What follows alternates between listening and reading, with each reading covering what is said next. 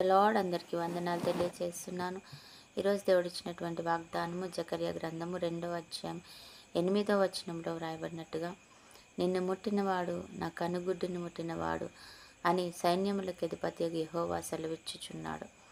నిజమే, మనల్ని ఎవరైనా ముడితే ఆయన కంటిలో వేలు పెట్టి తన గుడ్డుని, కంటిలో ఉన్న గుడ్డును ముట్టిన వాడితో సమానంగా భావిస్తాడంట. ఆయన తనను ముట్టినవాడుగా చేస్తాడంట.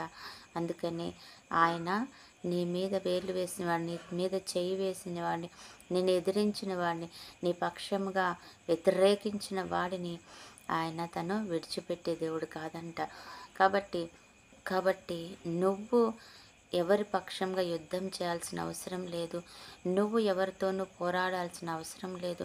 నువ్వు మౌనముగా ఉండి ఊరక నిలుచుండి చూడు, యెహోవా చేసే అద్భుత కార్యాలను అంటారనమాట.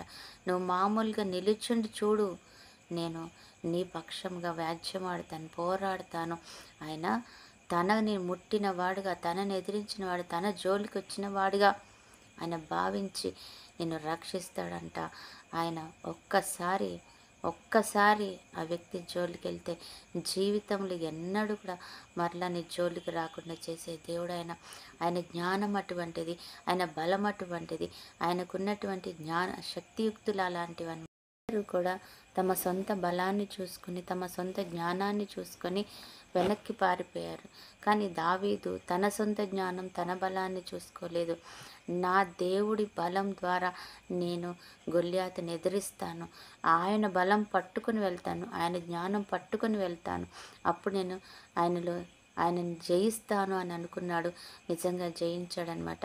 నీ సొంత జ్ఞానం, నీ సొంత బలం పనికి రాదు. కానీ ఆయన కృపని అనుసరిస్తే, ఆయనకు సమయం ఇస్తే, ఆయనకి మన యొక్క అవసరతను అప్పచెప్పిస్తే ఆయనే మన అవసరతను తీర్చి తన జ్ఞానం, తన బలం ద్వారా నీకు కృపనిస్తాడు. అందుకనే నీ జోలికి వస్తున్న వారిని కానీ, నీ అవసరతలో కానీ ఆయనకు అవకాశం ఇద్దాం. దేవుడు మహాకృపను పొందుకుందాం. ఆమేన్. ప్రార్థన. పరిశుద్ధుడు అయిన దేవ, ప్రేమ కలిగిన తండ్రి, నీకే వందనాలు చెల్లించుకుంటూ ఈరోజు మాకు ఇచ్చిన ఈ యొక్క ఆశీర్వాదకరమైన మాటలను బట్టి వందనాలు చెల్లిస్తున్నాం తండ్రి. నీకే వందనాలు చెల్లించుకుంటున్నాం అయ్యా తండ్రి. మీరు చేసిన గొప్ప కార్యాన్ని బట్టి వందనాలు. మా జోలికి వస్తే నీ కనుగుడ్డిని ముట్టిన వాడితో సమానం అని చెప్పావు నాయన. అందరిని బట్టి కృతజ్ఞతలు. ఆ రీతిగా మమ్మల్ని కాచి కాపాడండి. ఎక్కడ కూడా ఎటువంటి అలజడి, ఆటంకం ఏది కూడా అయా కలగకుండా మా జీవితాలు సరిచేసి నడిపించుకుంటాను. ఎంతమంది బిడ్డలైతే ఈరోజు దుఃఖంతో, వేదనతో ఉన్నారో వారిని అందరినీ జ్ఞాపకం చేసుకోండి తండ్రి. వారికి మంచి ఆరోగ్యం, దీర్ఘాయుష్, కృపా, కాపుదల, క్షేమం, సమాధానం దయచేయండి. ఈరోజు బర్త్డే, మ్యారేజ్ డే జరుపుకుంటున్న బిడ్డను కూడా జ్ఞాపకం చేసుకొని దీవించి ఆశీర్వదించమని యేసయ్య అతి శ్రేష్టమైన నామంలో ప్రార్థించి అడిగి వేడుకుంటున్నాం తండ్రి. ఆమేన్.